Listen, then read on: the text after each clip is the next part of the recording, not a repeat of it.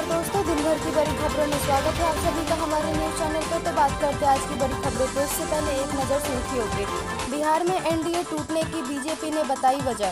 संजय जायसवाल बोले, लालू के पास है नीतीश सरकार का रिमोट कंट्रोल। बिहार नगर निकाय चुनाव से जुड़े कई नियमों में बदलाव, जाने इस बारे में क्या होगा अलग। अभ्यर्थियों पर पटना में चली लाठी, राजभवन घेरने जा रहे थे प्रदर्शनकारी। बिहार के 4 जिलों में एनआईए की ताबड़तोड़ छापेमारी। गिरिराज सिंह की मांग, बिहार में यूपी की तर्ज पर मदरसों का हो सर्वे। तो बात करते हैं खबरों पर विस्तार से। नीतीश कुमार केवल एक स्टैंप है, उनका रिमोट कंट्रोल लालू यादव के पास है। उक्त बातें शुक्रवार को बिहटा में भाजपा कार्यकर्ता की बैठक में प्रदेश अध्यक्ष संजय जायसवाल ने कहा। उन्होंने कहा कि पिछले 27 साल में नीतीश कुमार कई बार कैबिनेट मंत्री रहे हैं, 8 बार प्रदेश के मुख्यमंत्री भी रहे। अब उन्हें विपक्ष के लोग चने के झाड़ पर चढ़ा रहे और प्रधानमंत्री बनने का सपना दिखा रहे, लेकिन यह सपना सपना ही रह जाएगा। प्रधानमंत्री वह बनता है जिसकी छवि साफ हो। विपक्ष में एकजुटता नहीं है, प्रधानमंत्री बनना तो दूर, राज्य सरकार भी नहीं चल पाएगी। महागठबंधन की सरकार बनने के बाद तेजस्वी यादव ने 10 लाख नौकरी देने का वादा किया। नौकरी तो पता नहीं, लेकिन प्रदेश में अपराध का ग्राफ बढ़ता जा रहा है। आए दिन दलित और निचली जाति के लोग निशाना बनते जा रहे हैं। अगर ऐसा हाल रहा तो आने वाले समय में बालू और शराब माफियाओं का राज कायम हो जाएगा, जो 2005 में राजद की सरकार में हुआ करता था। बिहार में होने वाले नगर निकाय चुनाव को लेकर गतिविधियां तेज हो गई है। अगले कुछ महीनों में यह चुनाव कराया जाएगा। इसको लेकर हर स्तर पर तैयारियां चल रही है। नगर निकाय चुनाव में इस बार कई नियमों में बदलाव किए गए हैं। पहले नगर निकाय चुनाव में नगर परिषद और नगर पंचायत के अधिकारियों के अलावा कर्मचारियों को भी ड्यूटी पर लगाया जाता था, लेकिन इस बार ऐसे लोगों को चुनाव कार्य में कोई जिम्मेदारी न देने का फैसला लिया गया है। चुनाव को लेकर गठित कोषांगों से नगर परिषद एवं नगर पंचायत के कर्मचारियों को अलग रखा गया है। कलेक्ट्रेट से जुड़े कार्यालय, शाखा एवं प्रशाखा कर्मियों की नगर पंचायत में कोषांगों में प्रतिनियुक्ति की जाएगी। विभिन्न जिलों में चुनाव को लेकर स्थानीय स्तर पर तैयारी तेज कर दी गई है। नगर परिषद के कर्मचारियों को इसका कार्य से अलग रखने के कारण अन्य विभाग में कर्मियों की तलाश की जा रही है। चुनाव को लेकर प्रशिक्षण समेत अन्य कई कार्य की जिम्मेदारी बांट दी गई है।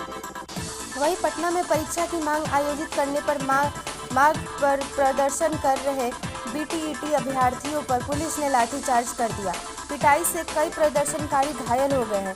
डाक बंगला चौराहे के पास इन पर लाठी चलाई। प्रदर्शनकारी बीटीईटी अभ्यर्थी राजभवन का घेराव करने के लिए डाक बंगला चौराहे से आगे की ओर बढ़ रहे थे, लेकिन पुलिस ने उन्हें रोकने की कोशिश की। प्रदर्शनकारी जब नहीं माने और पुलिस के साथ उनकी तीखी झड़प हो गई, इस पर पुलिस ने लाठी के बल पर उन्हें तितर-बितर कर दिया। पुलिस ने एक महिला प्रदर्शनकारी को हिरासत में लिया। हिरासत में ली गई महिला ने कहा कि पुलिस ने उन्हें बेरहमी से पीटा। दरअसल पिछले दिनों शिक्षक अभ्यर्थी के प्रदर्शन और लाठीचार्ज के बाद इस इलाके को प्रदर्शन के लिए प्रतिबंधित घोषित कर दिया गया था। पटना प्रशासन की ओर से गर्दनी बाग इलाके में प्रदर्शन करने की इजाज़त दी गई थी, लेकिन बीटीईटी अभ्यर्थियों ने गांधी मैदान से राजभवन मार्च और राजभवन के घेराव की घोषणा कर दी थी। अपने योजना अनुसार वे राजभवन की ओर बढ़ रहे थे, जिन्हें पुलिस ने लाठी के बल पर रोक दिया। जैसा कि आपको पता है कि कुछ दिन पहले ही बिहार में नई सरकार बनी है और नीतीश कुमार के खेला करने के बाद सत्ता में बैठी बीजेपी को विपक्ष में बैठना पड़ गया, जिसके बाद से लगातार बिहार में सीबीआई, एनआईए और ईडी का रेड चल रहा है, जिसमें आरजेडी के बड़े नेता शामिल हैं। जिस पे तंज कसते हुए तेजस्वी यादव ने कहा कि ये सब खेला बीजेपी करा रही है।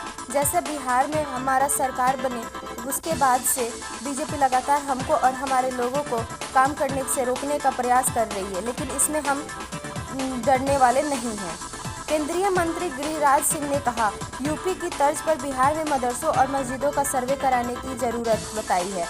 उन्होंने कहा कि उत्तर प्रदेश की तरह बिहार में भी मदरसों और मस्जिदों की जांच होनी जरूरी है। बिहार में भी खासकर सीमावर्ती इलाकों में भी यूपी की तर्ज पर मदरसों और मस्जिदों के सर्वे की ज़रूरत है। उन्होंने कहा कि बिहार की सीमा से जो नेपाल से जुड़ा हो, बांग्लादेश की सीमा हो या बंगाल से जुड़ी सीमा हो, सभी मदरसों और मस्जिदों की जाँच होनी चाहिए। इस बात की जाँच होनी चाहिए कि इन मदरसों और मस्जिदों में कौन लोग रह रहे हैं और क्या कर रहे हैं। रहने वाले लोग भारत के खिलाफ है, भारत के पक्ष में।